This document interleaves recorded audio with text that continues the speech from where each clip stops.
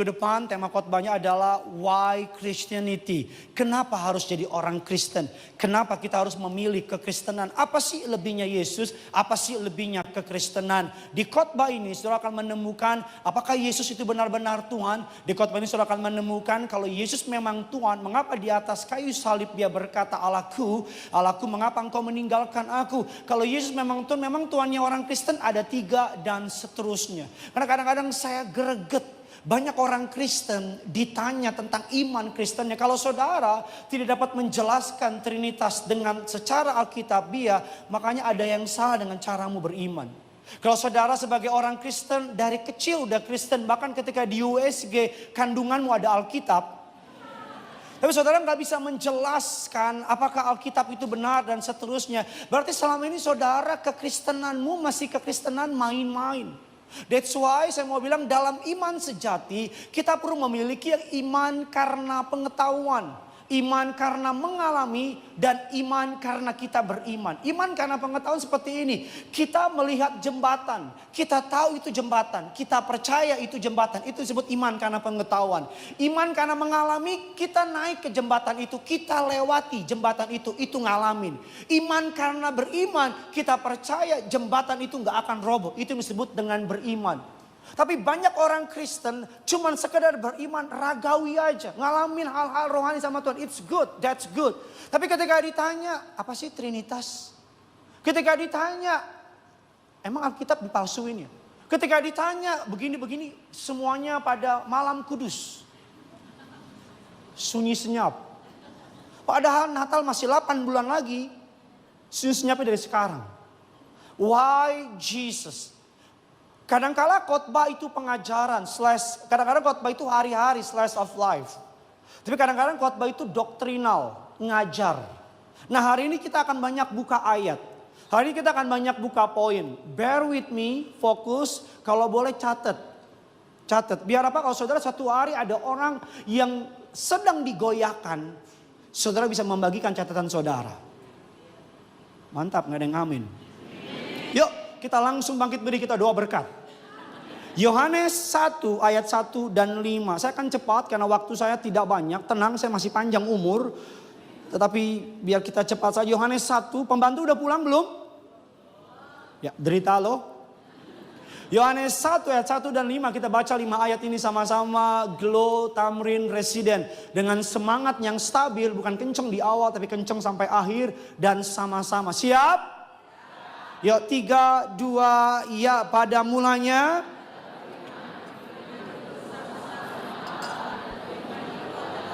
Ayatnya yang kedua, ia segala sesuatu dijadikan oleh dia dan tanpa dia. Ayat yang keempat, dalam dia ada hidup dan hidup itu adalah. Ayat yang kelima kita baca terang itu dan kegelapan itu. Saudara, saya buka dengan sebuah pertanyaan, apa yang ada dalam pikiran saudara tentang Yesus Kristus? Apakah dia hanya sekedar is a good man? Apakah dia hanya sekedar orang baik? Apakah dia hanya sekedar another prophet? Apakah dia hanya sekedar seorang guru? Karena jawaban saudara, apa yang saudara percaya tentang Yesus akan menentukan bagaimana jalan hidup saudara. Apa yang saudara percaya soal Yesus akan menentukan bagaimana kehidupan saudara. Celakanya beberapa waktu yang lalu Kementerian Agama memasukkan sebuah kepercayaan dalam golongan kekristenan. Padahal kepercayaan tersebut tidak mengakui Yesus sebagai Tuhan. Nama kepercayaan tersebut adalah saksi Yehova. Kementerian Agama memasukkan mereka dalam lingkungan kekristenan. Padahal salah satu syarat kekristenan adalah mengakui Yesus sebagai itu. Dia hanya mengakui Yesus sebagai ciptaan pertama dari Allah. Tapi Yesus lebih rendah daripada Allah itu sendiri. Makanya apa yang saudara percayai soal Yesus. Banyak orang menganggap lebih tertarik kepada Allah. Tapi menganggap Yesus tidak kurang keren. Bahkan Yesus di bawah posisi daripada Allah. Mari kita akan masuk dalam inti kebenaran firman Tuhan. Apa yang Alkitab katakan tentang Yesus. Kita gak akan lihat dari kitab orang. Kita kitab sendiri aja deh. Gue gak ada yang amin sih saudara. Apa mau dari kitab orang? Biasa diributin orang. Mari kita lihat apa yang Alkitab katakan, siapa Yesus menurut Alkitab. Mari kita lihat dari Injil Yohanes. Injil Yohanes bersaksi bahwa Yesus adalah Allah yang kekal. Yohanes 1 ayat yang ketiga. Mari sama-sama kita baca. Segala sesuatu dan tanpa Dia yang telah jadi dari yang telah. Yang kedua, Yesus yang pertama, Yesus adalah pencipta segala sesuatu. Yang kedua, Yesus adalah Allah yang kekal. Yohanes 1 ayat yang pertama. Yohanes 1 ayat yang pertama, pada mulanya dan firman itu bersama-sama. Dan firman itu adalah, berapa waktu lalu saya lihat di YouTube ada seorang ibu-ibu dalam debat agama bilang begini, kalau Yesus memang Tuhan, kenapa datangnya belakangan? Kalau memang Dia Tuhan, kenapa datangnya belakangan? Datang duluan dong. Kalau Dia Tuhan, kenapa datang belakangan? Lalu siapa Tuhannya Abraham? Lalu siapa Tuhannya Musa? Lalu siapa Tuhannya Ishak dan seterusnya? Dalam hati saya, kok lo yang ngatur-ngatur?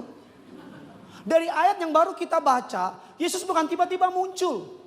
Ada juga pemahaman yang bilang demikian. Yesus umur 13 di bar mitzvah. Dan tiba-tiba muncul umur 30. Kemana Yesus tuh? Dari 13 tiba-tiba hilang, umur 30 muncul. Dan mulai muncul omongan-omongan yang aneh-aneh. Oh, dari umur 13 sampai 30 Yesus pergi. Kemana? Ke India. Ada yang bilang Yesus pergi kemana? Ke Tamres. Ke Cempaka Mas. Aneh-aneh. Mereka bilang Yesus tuh 13-17 tahun hilang, gak dicatat. Tiba-tiba dari dibaptis, di bar mitzvah, tiba-tiba muncul 30. Kemana Yesus? Dan mulai muncul yang namanya teori-teori, oh Alkitab dipalsukan dan sebagainya. Bodohnya orang Kristen cuman, oh gitu ya. Gue salipin yuk. Karena Yesus kemana Pak? Dari umur 13 tiba-tiba muncul, Yesus kemana? Kira-kira saudara tahu gak? Yang paling gampang teriak aja gitu. 17 tahun Yesus itu sekolah, dia itu rabi. Ada istilah dalam Yahudi namanya midras. Dalam bahasa Arab namanya madras. Dalam bahasa Betawi madrasah. Madrasah. Harus ada sah. Yesus itu sekolah, makanya ketika dia muncul Pak Bu, orang tahu dia rabi. Enggak sembarangan orang muncul di sinagog Pak Bu, langsung buka kitab dan baca. Kalau bukan rabi, impossible. Enggak mungkin. Jadi 13 tahun Pak Bu dia sekolah, bukan ke India berguru. Bukan ke timur cari kitab suci Sunggokong. Halo, jangan ketawa lu pada diem semua selama ini kan. Mari kita lihat lagi. Yohanes 1 ayatnya yang keempat. Dalam Dia ada hidup dan hidup itu adalah apa? Terang manusia. Yohanes 11:25. Kata Yesus kepadanya, akulah. Barang siapa percaya kepadaku. Siapa nabi yang bisa ngomong kayak begini? Gak ada. Semua pendiri agama punya tanggal lahir. Semua pendiri agama punya tanggal kematian. Cuma Yesus yang punya tanggal kebangkitan. Lebih dahsyat lagi dari ini dong. Nanti nih Jumat Agung nih, hari Minggu pagi pasti saya banyak dapat WA tuh. Telah meninggal Yesus bin ini. Tapi gak usah kunjungi karena dia sudah bangkit. Pasti itu copy paste dari orang lain. Kadang-kadang yang bikin saya sebel, dia copy paste lupa hapus nama pengirim di bawah. Selamat Hari Paskah keluarga, ada nama orang yang di copy paste belum dihapus. Ada yang gak ngerti itu. Yesus adalah sumber kehidupan.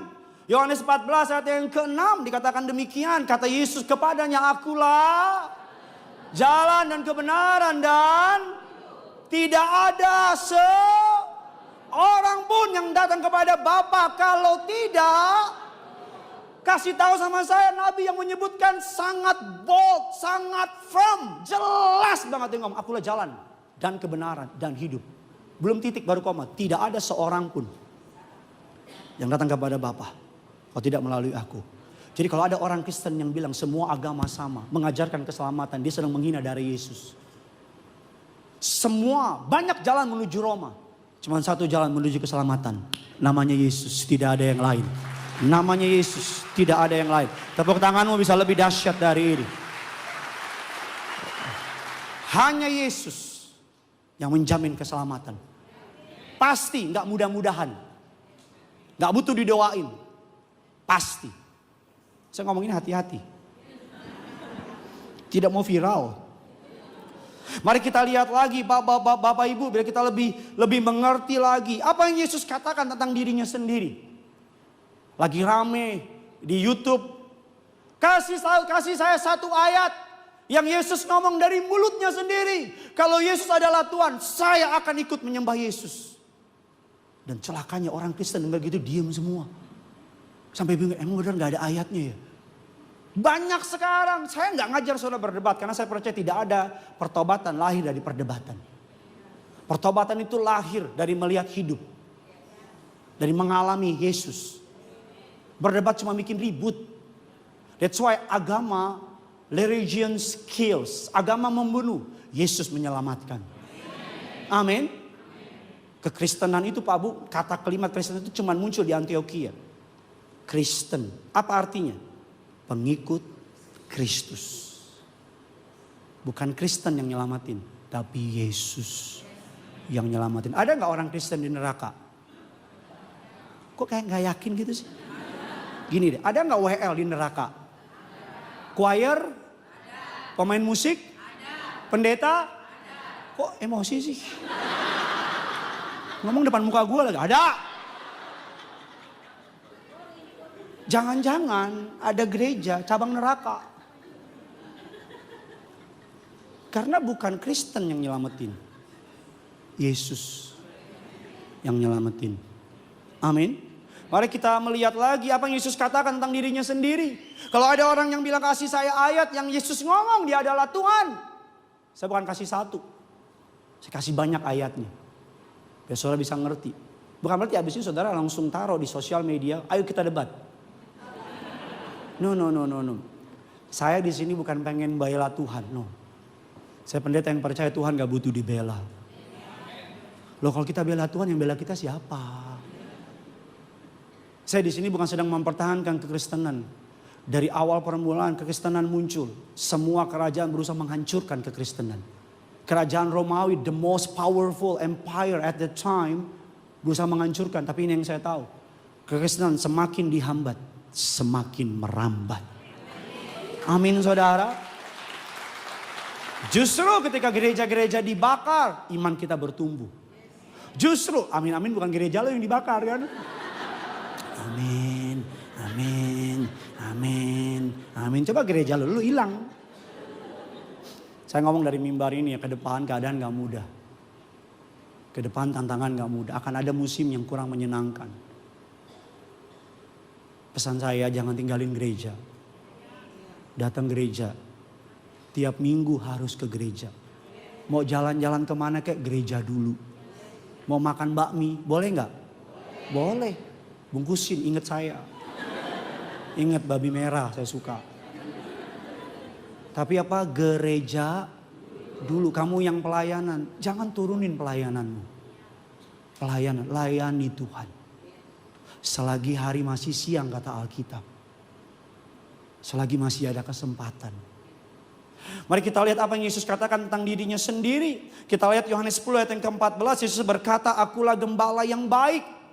Dan aku mengenal domba-dombaku. Yohanes 10 ayat yang ke-7. Akulah pintu ke domba.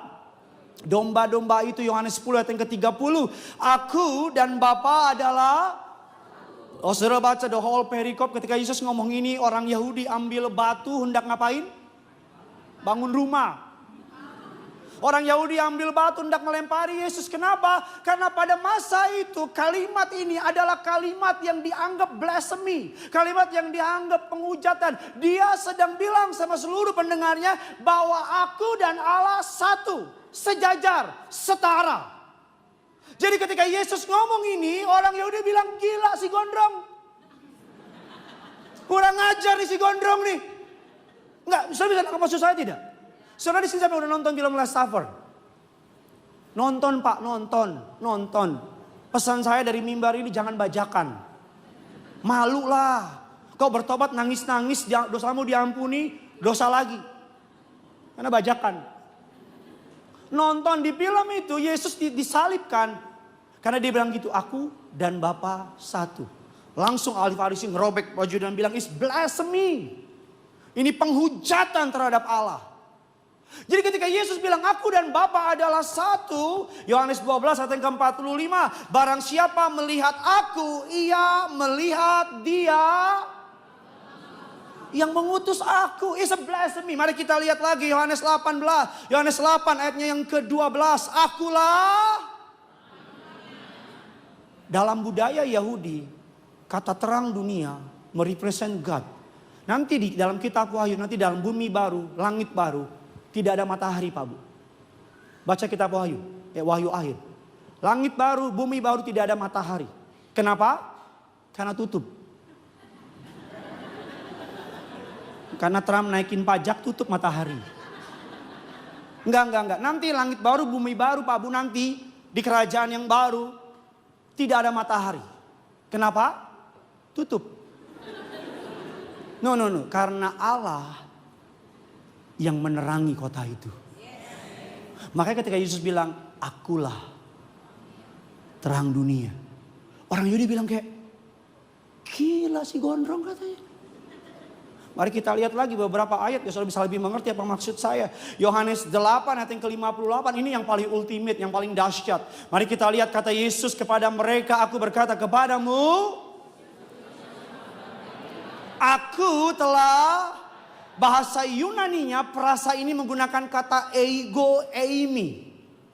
Maka ketika orang Yahudi, dengar nanti baca di rumah, orang Yahudi bertekad membunuh Yesus. Kenapa? Karena ego eimi. Mereka teringat dengan kata yang diucapkan oleh Musa. Ketika Musa hendak membawa orang Israel keluar dari tanah Mesir, Musa bertanya kepada Allah, jikalau orang Israel bertanya soal namamu, aku bilang apa? Apa jawab Allah sama Musa? Esher, ahe, esher. Aku adalah aku. Kalimat ini dalam bahasa Yunani ego eime. Pak Pendeta, tapi kan Yesus ngomongnya bahasa Yunani. Itu kan ala bahasa Ibrani. Gini loh, lontong. Karena pendengarnya itu lontong. Ya Bambang. Pendengarnya itu orang Yunani. Makanya Yesus ngomong bahasa. Kalau Yesus ngomong di Tarutung, dia bilang abu adu lah. Ise guar mulai. Kadang-kadang darah tinggi gue nih. Enggak, biar saudara ngerti. Kalau Yesus ngomong pada pendengar Yahudi, dia akan bilang, Asher, eheye, Asher, eheye. Tapi karena yang dengerin di orang Yahudi, orang Yunani, dia bilang ego ini, aku adalah aku.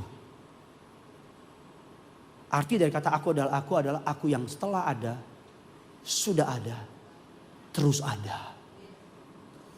That's why, saudara lihat dari ayat ini, bisa dengan sangat jelas. Kita membaca Alkitab dengan konteks manusia modern. Maka kita nggak ngerti konteksnya. Tapi ayat ini ditulis Pak Bu ribuan tahun yang lalu dengan latar belakang orang Yahudi, orang Yunani. Mari kita lihat lagi. Matius 14 ayat yang ke-33. Yuk sama-sama kita baca. 3, 2, ya.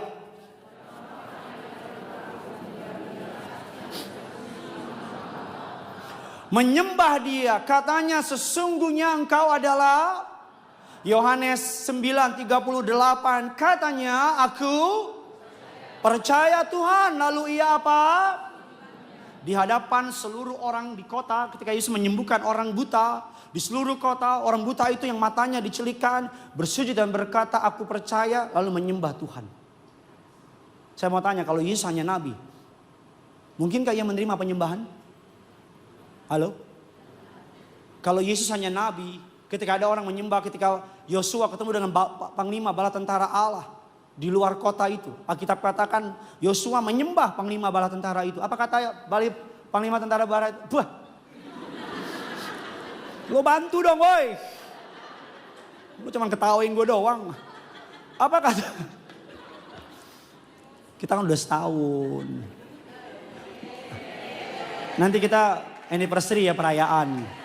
Saya besok 7 tahun sama istri saya menikah. Anniversary pernikahan saya 7 tahun besok. Jadi saya besok Senin pergi sama istri ke bulan. Hari Senin bulan, Selasa Neptunus. Sampai di mana khotbah saya tadi? Panglima bala tentara Allah itu disembah oleh Yosua. Apa kata Yosua? Kata Apa kata netizen?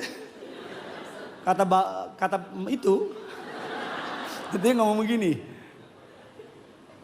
Kau bukan yang dulu lagi. Kau bukan yang dulu lagi. Kini ku sadari sayang. Ibu-ibu bantu saya. Ya lanjut.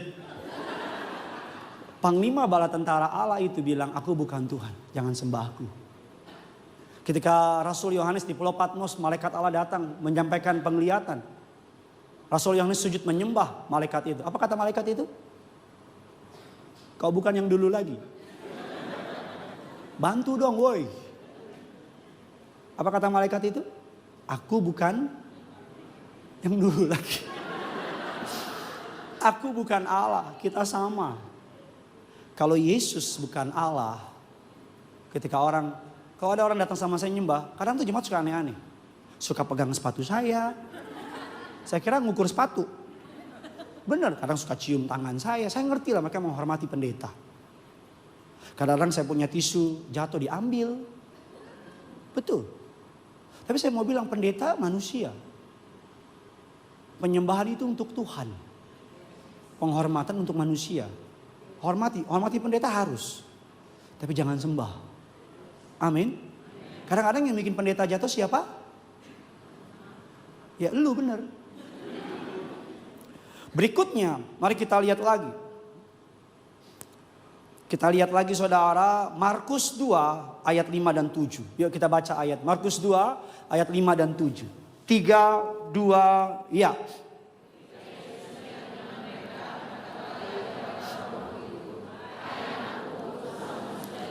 Ayatnya yang ketujuh kita baca, maka siapakah yang dapat? Kalau Yesus bukan Tuhan, mengapa dia menerima penyembahan? Kalau Yesus bukan Tuhan, mengapa dia dapat mengampuni dosa? Kalau saudara cari ayatnya yang benar-benar Yesus bilang, aku adalah Tuhan. Sama seperti mencari ayat dilarang merokok di Alkitab. Adanya di Pertamina. Yang kita beli Pertamax. Dapatnya. Kita lanjut ke poin berikut. Mari kita lihat lagi Bapak Ibu, Yohanes 5 ayat yang ke-17. Yohanes 5 ayat yang ke-17, Yesus menyebut dirinya sebagai anak Allah secara ilahi. Mari kita lihat, tetapi ia berkata kepada mereka, Bapakku bekerja, maka aku pun. Sebab itu orang-orang Yahudi lebih berusaha lagi untuk apa? Bukan saja karena ia meniadakan, hanya Tuhan yang bisa meniadakan hari Sabat. Ayat selanjutnya saudara silakan.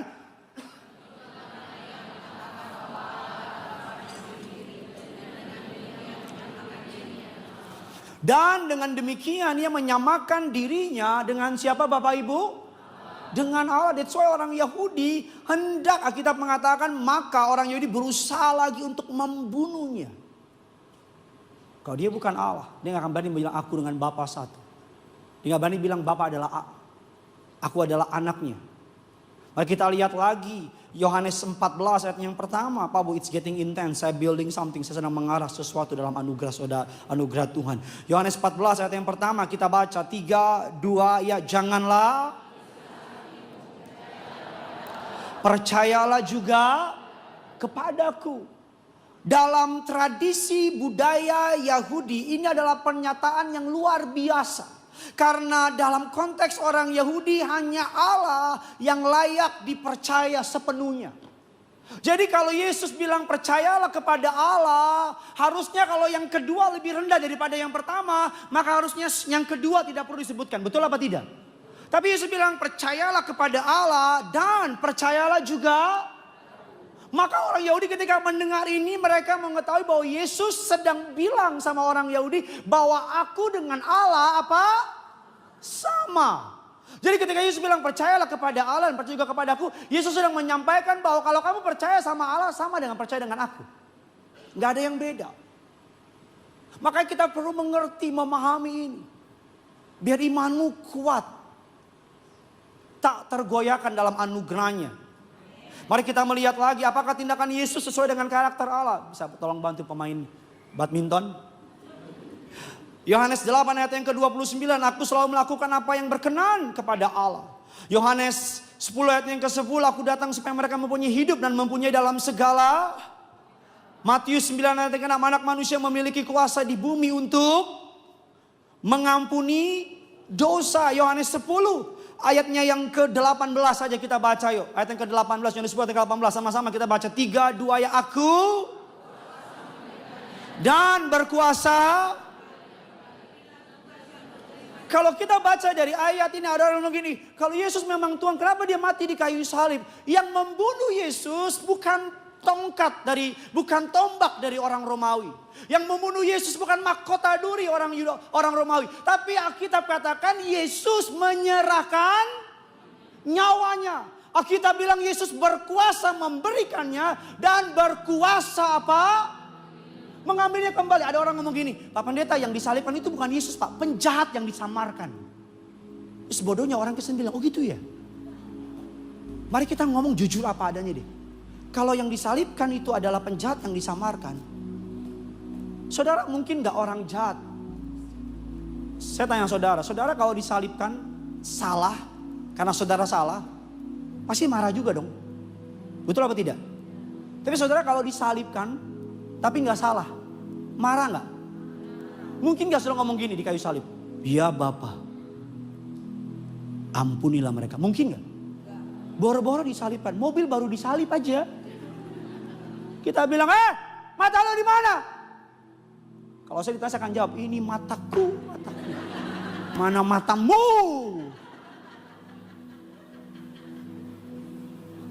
Kalau itu penjahat, gak mungkin dia ngomong gini. Ya Bapa, ampunilah mereka. Sebab mereka, kalau saudara dan saya, iya Bapa. Mereka tahu kok Bapa. Memang kurang ajar mereka Bapa. Matiin. Gak betul apa enggak? Gini loh.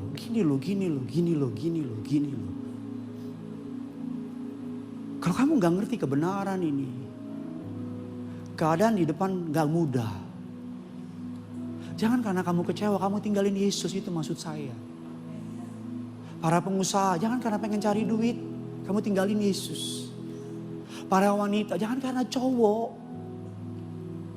Saya ngomong apa deh, lebih baik kamu jomblo selamanya, tapi ikut Yesus. Kok amin gak yakin gitu? Coba gini deh, saya mau tolong saudara, saya mau bantu saudara. Coba yang jomblo dan mau serius angkat tangan. 3, yang jomblo dan mau serius angkat tangan ya. Ini kan udah jomblo sombong lagi. Susah ditolong udah. Orang tuh kalau jomblo rendah hati gitu. Ini udah jomblo belagu gitu. Ya, ini kesempatan gak datang 2 kali. Saya dipakai Tuhan loh. Iya loh. Roh Tuhan ada padaku. Siapa tahu kau kamu ketawa-ketawa nanti jadi kesaksian loh. Pas kamu yang jomblo angkat tangan. Nanti samping juga angkat tangan. Jomblo ya? Iya. Coba tolong jawab dengan jujur. Hanya yang jomblo dan siap untuk serius. Jomblo angkat tangan. Oke, 1, 2. Tinggi-tinggi, jangan gini, jangan setengah tiang. Itu berduk air tinggi-tinggi. Ayo, 1, 2. Oke, udah lagi. Oke, udah. Nah, nanti beres ibadah kita bikin grup WA. Enggak apa-apa. Grup WA-nya adalah lebih baik cari di gereja. Amin. Daripada cari di yang enak-enak ya pasti. Nama siapa? Apa? Yang enak-enak. Rumah di mana? Apa? Alabab apa?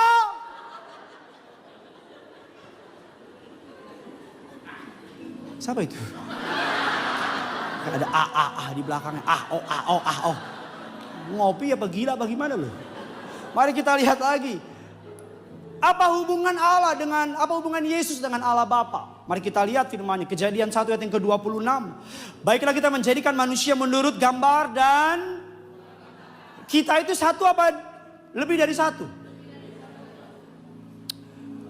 Banyak kesalahpahaman mengenai Trinitas. Banyak orang kalau ditanya soal menjelaskan Trinitas, bahkan penjelasan yang paling menurut saya paling kelihatannya benar tapi sesatnya minta ampun. Oh, Trinitas itu begini. Di rumah dia suami. Di lingkungan dia ketua RT. Terus di kantor dia manajer. Itu Trinitas. Kelihatannya benar tapi sesatnya minta ampun. Karena Trinitas itu Esa dapat dibedakan, tidak dapat dipisahkan.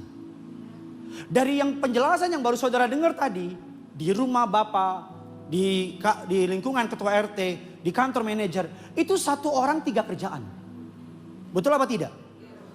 Tapi Trinitas Pak Bu, kita perlu mengerti untuk belajar Trinitas, kita perlu mengerti ini contoh, bukan hakikat. Karena hakikat itu udah pasti. Kita nggak mungkin bisa jelasin Allah, betul apa tidak? Karena makhluk yang lebih rendah tidak dapat mengerti makhluk yang lebih tinggi. Saya bisa ngerti kucing. Saya bisa teliti kucing. Tapi kucing bisa teliti saya nggak? Nggak mungkin, kucing ajaib itu. Pencipta dapat mengerti yang diciptakannya. Tapi yang diciptakan tidak mungkin mengerti sang pencipta. Satu-satunya kenapa kau bisa mengerti Tuhan, karena Allah membuka diri sama saudara.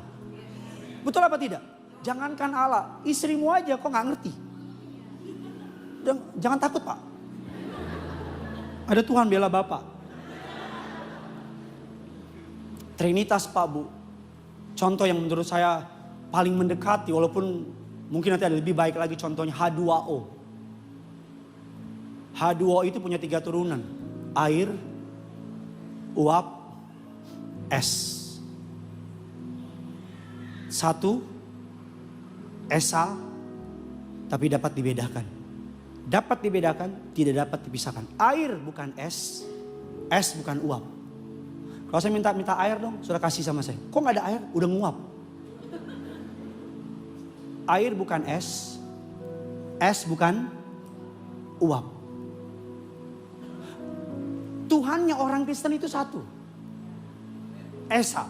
Makanya di Pancasila ketuhanan. Kalau Tuhannya orang Kristen 3, maka kita nggak boleh ada di Indonesia. Karena dengan sendirinya kalah, salah ayat itu. Salah pasal itu, betul apa tidak? Tuhannya orang Kristen itu satu. Tunggal, tapi memiliki kejamakan. Punya 3. Dapat dibedakan, tapi tidak dapat dipisahkan. Contoh berikutnya lagi. Waktu. Waktu itu berapa? 1. Tapi ada masa, waktu masa, lalu ada waktu masa, dapat dibedakan tidak? Tapi tidak dapat dipisahkan. Waktu masa lalu bukan masa sekarang. Masa sekarang bukan masa. 1 dapat dibedakan tapi tidak dapat. Jangan berpikir bahwa Allah itu lebih tinggi daripada Yesus. Banyak orang bisa berpikir Allah itu number 1, Yesus number 2, and Holy Spirit number 3. No. Mereka sejajar. Tidak dapat dipisahkan. Jadi mereka sama. Makanya untuk mengerti Tritunggal butuh iman. Trinitas. Contoh berikutnya lagi. Ruangan. Panjang, lebar, tinggi. Ruangannya berapa? 1. Dan muka saya makin bingung, makin lama. Kenapa saya ngomong ini? Biar saudara kalau orang nanya. Karena hari-hari ini kalau denger di sosial media dan sebagainya, lama-lama loh. Saya bukan lebih hebat, bukan lebih tahu, tapi saya pengen saudara mengerti dan memahami kebenaran ini. Amin. Biar saudara bisa pulang dari tempat ini, saudara bisa jadi berkat bagi orang-orang di luar sana. Mengapa keilahian Kristus sangat penting? Itu pertanyaan saya terakhir. Mengapa kita perlu berdiri dengan jelas? Karena kalau Yesus bukan Tuhan, maka Yesus adalah penipu. Kematiannya sia-sia, kebangkitannya palsu. Kita masih hidup dalam dosa. Ada slide-nya. Kita masih hidup dalam dosa, kita tidak punya harapan. Kekristenan hanya menjadi agama palsu dan kita akan menghadapi penghakiman dan hukuman kekal. Ada sebuah penelitian dari Profesor Westoner. Siapa dia? Seorang profesor matematika. Dia menulis buku dengan judul Science Speaks. Ilmu pengetahuan bicara. Dalam bab ketiga judulnya The Christ of Prophecy. Penelitian ini sangat disukai oleh para apologet. Kenapa? Karena penelitian ini menggabungkan ilmu probabilitas dengan nubuatan Alkitab. Profesor Peter Westoner adalah profesor matematika dan astronomi. Bersama dengan para koleganya, mereka mengkaji berapa kemungkinan satu orang secara kebetulan dapat memenuhi nubuatan-nubuatan mesianik dalam perjanjian lama. Kita percaya, makanya matematika disebut sebagai ilmu pasti. Karena number cannot lie. Betul apa tidak? Nah, dia meneliti berapa kemungkinan nubuatan-nubuatan itu dipenuhi oleh satu orang. Berapa probabilitasnya. Dia memakai penelitian dengan sangat konservatif. Hitung-hitungannya jelas. Ada 8 nubuatan yang Yesus genapi. Tampilkan nubuatannya. Lahir di Bethlehem, punya pembawa jalan, masuk Yerusalem dengan keledai muda, dikhianati oleh sahabat, ditusuk tangan, dijual seharga 30 keping perak, uang pengkhianatan dilempar ke rumah Tuhan, dibeli ladang tukang periuk, tetap diam saat dituduh, disalibkan bersama panjat. 8 nubuatan ini Yesus sudah genapi. Dan Peter Westoner, profesor matematika bilang, berapa probabilitas kemungkinan satu orang memenuhi 8 nubuatan ini? Muncullah angkanya. 1:10, nolnya 17. Bagi saudara yang jarang lihat angka 0 banyak di rekeningmu. Karena kadang-kadang angka 0 saudara di rekening saudara sebanyak jumlah PIN ATM. Ini Pak Bu, triliun itu nolnya 13. Triliun. Kalau nolnya 17 berarti kuadritriliun. Saya berdoa saudara punya uang sebanyak itu. Gampang banget bohongin lo. Kalau Tuhan kasih kamu segitu, kamu pakai apa? Udah gila kamu.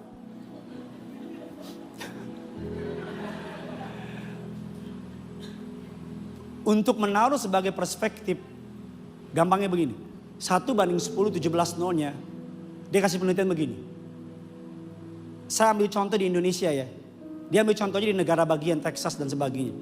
Contoh begini, Papua, Kalimantan, Sumatera Utara, Sulawesi, sebagian Pulau Jawa dipenuhi dengan uang 60 cm. Uang koin dibanjiri setinggi 60 cm. Diambil koin satu, ditandain bintang. Nggak tahu taruh di mana, taruh di Papua, satu doang. Dan suruh muncul satu orang, misalnya saya. Dengan one shoot, sekali percobaan harus ketemu tuh koin itu. Saya mau tanya, mungkin apa mustahil? Semustahil itu. Satu orang bisa menggenapi 8 nubuatan. Namanya orang matematika, dia nggak puas di angka 8. Dia lompat lagi di angka 48 nubuatan. Dan muncullah angka 48 nubuatan yang Yesus genapi. Munculnya adalah probabilitasnya menjadi 1:10, nolnya 157. Pak Pendeta bikin kayak tadi dong. Amerika, Eropa, Asia, Afrika dibanjiri dengan uang sebanyak 60 cm. Kemudian ambil satu koin, tandain bintang. Entah taruh di Afrika, entah taruh di mana, satu aja suruh orang muncul. One shoot. Kalau ketemu, seperti itu kemungkinannya. Gak puas lagi, dia melihat berapa banyak profesi yang Yesus genapi. Yesus memenuhi nubuatan kurang lebih 300 lebih nubuatan. Dan saking banyaknya, tidak ada komputer canggih di dunia yang dapat menghitung berapa besar probabilitasnya. Gak ada. Sebagai kesimpulan dari Stoner, bukan orang percaya, sekarang jadi orang percaya. Dia bilang gini, saudara ini kalau mau dipoto worth it banget. Setiap orang yang secara jujur mempertimbangkan data ini, membuka hatinya untuk bukti, akan yakin bahwa Yesus dari Nazaret adalah Mesias yang dinubuatkan. Lebih dahsyat dari ini, tepuk tangannya dong. Setiap orang yang suka sama yang namanya, yang kata orang logika, akar berpikir. Dia bilang kalau semua orang yang ngaku, seneng pakai akal sehat. Kalau lihat data ini, akan mengakui bahwa Yesus adalah Tuhan. Tidak ada yang lain. Yesus adalah Tuhan. Tidak ada yang lain. Hati saya hancur Pak Bu melihat anak-anak meninggalkan Yesus. Hati saya hancur Bu melihat orang-orang meninggalkan Yesus. Susah dikit tinggalin Yesus. Capek dikit tinggalin Yesus. Rasanya saya bersalah kalau saya gak ngajar sama saudara soal ini. Rasanya Tuhan akan kayak, kenapa kamu gak sampaikan? Yesus bilang sama Petrus, kalau kamu sudah dikuatkan, kuatkanlah saudara-saudaramu. Malam ini kamu dikuatkan oleh firman yang Tuhan kasih sama saya. Saya berdoa, kuatkanlah saudara-saudaramu. Kuatkanlah mereka. Bukan berarti habis ini pulang kita debat soal kitab, bukan itu tujuan saya. Tapi biar saudara tahu, para pengusaha, jangan karena usaha kau tinggalin Yesus. Para anak muda jangan karena pasangan hidup kau tinggalin Yesus. Orang yang kerja di dunia entertain, jangan karena pengen diterima kau tinggalin Yesus. Jangan tukar yang kekal untuk yang sementara. Sekali Yesus, selama-lamanya Yesus. Tidak akan berubah. Doa saya, saudara dan saya setia ikut Yesus. Sampai kapanpun aku dan sisi keluargaku akan menyembah Yesus. Tidak ada yang lain. Selamat hari Minggu. Tuhan Yesus memberkati. Sama-sama kita bangkit berdiri. Kita angkat penyembahan kita.